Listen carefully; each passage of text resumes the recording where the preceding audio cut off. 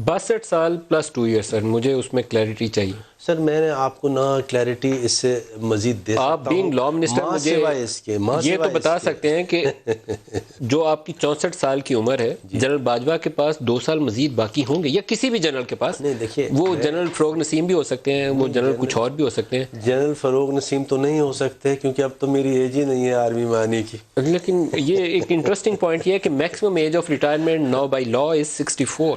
میں آپ کو بتاؤں، اور اس 3 ایئرز فل ٹائم کرنے کے بعد ہی از گوئنگ ٹو بی 62. اس کو کیپ کرنے کے لیے 64 سال رکھی، ورنہ تو یہ 90 ایئرز ہو سکتی تھی. تو انفیکٹ اس کو جو ڈسکریشن ہے، ایکسرسائز آف ڈسکریشن ہے، تاکہ ایج جو ہے وہ ریگولیٹ ہو. اچھا دیکھیں، یہ اس طرح ہے نا کہ یہ تھوڑی سی ایک اور پوچھ لوں، یہ 64 جو میکسیمم ریٹائرمنٹ ایج ہے، this is for army chief, air chief and naval chief and chairman joint chief of staff committee. تو یہ سارے لوگ جو حضرات ان عہدوں پہ فائز ہوں گے، ان کی عمر میں ایکسٹینشن کے بعد اگر گنجائش 2 سال کی باقی ہو تو وہ 64 سال میکسیمم تک پھر بھی رہ سکتے ہیں. Cap is 64. Cap is 64. اور اس کو کلیئرٹی آ گئی نا جی، کیپ اتنی سی کلیئرٹی چاہیے. اور کیپ 64 کیوں ہے؟ کیونکہ دیکھیں، اس کو اس طرح دیکھا گیا، اس کی تھوڑی سی میتھ کی گئی، ڈسکشن کیا گیا، اور یہ تھا کہ لیفٹیننٹ جنرل 58 ایئرز پہ اگر جرنیل بنتا ہے تو پھر اس کا ایک ٹرم ہوتا ہے 61 پہ.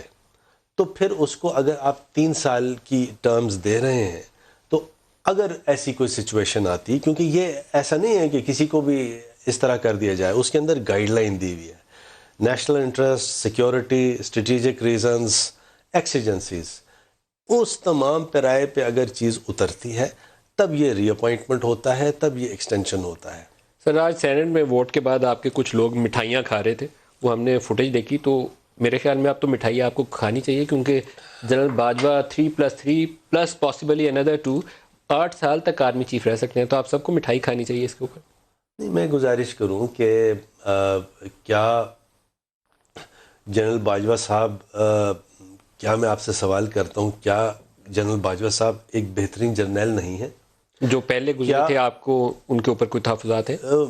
شاید ایک آدھ پہ ہو. کن پہ؟ نہیں میں کیوں بتاؤں. لیکن جنرل باجوہ جس طرح انہوں نے پاکستان کی اور as a captain of the army حفاظت کی ہے، جس طرح انٹرنل ایکسٹرنل جو سیکیورٹی تھریٹس ہیں، جس طرح اس آدمی نے ڈیل کیا، تو آپ کے سامنے ہے. اس وقت جو جیو پولیٹیکل اسٹریٹجک سچویشن ہے، ندیم، آپ کے سامنے ہے. امریکہ نے ابھی ایرانی جرنیل کو، جو حالات ہوئے آپ کے سامنے ہیں، ایران نے ریٹیلیٹ کیا ہے. اس کے ساتھ ساتھ ابھی کچھ دن پہلے پلوامہ کا اٹیک ہوا ہے. آپ کی ایئر فورس کی پریپیرڈنس تھی، اس کے ساتھ ساتھ آپ کی ISI تھی، آپ کی یہی آرمی کے چیف تھے، جوائنٹ چیف تھے، اس کو ہینڈل کیا. اس کے ساتھ ساتھ روزانہ ہمیں یہ ایک بات بتائی جاتی فارن آفس کی طرف سے کہ انڈیا ایک فالس فلیگ کر سکتا ہے، کشمیر میں کر سکتا ہے. ایسی جیو اسٹریٹجک سچویشن میں اگر پوری عوام، پورے سٹیک ہولڈرز، آج کی پارلیمان نے ثابت کر دیا، کل کی اور آج کی، کہ every one is on one page کہ جنرل باجوہ کو ایک ری اپوائنٹمنٹ ملنی چاہیے، اور وہ ملی ان